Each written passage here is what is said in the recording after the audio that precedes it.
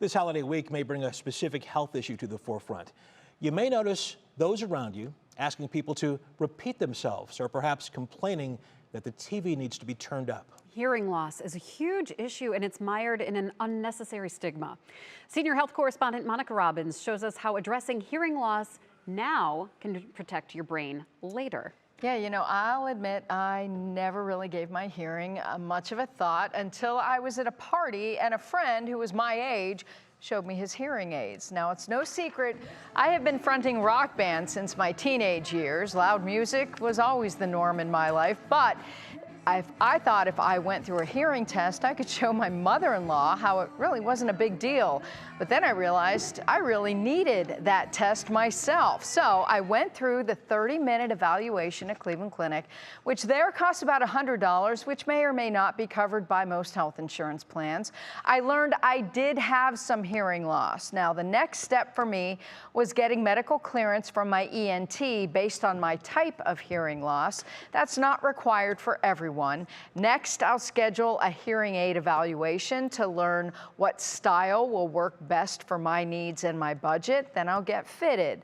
Now, if you have a loved one who is not ready for the test, make sure you have their attention before you speak. Maintain eye contact with them. Speak naturally. Don't yell at them because that actually distorts your words.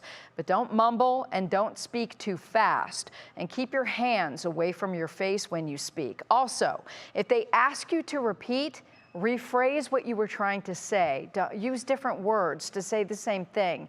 And make sure you're away from background noise like the TV. Believe me, Deke will tell you. He goes through this every night with me when we're watching TV, and I keep asking him, what did they say? What did they say? Yeah, what sure. did they say?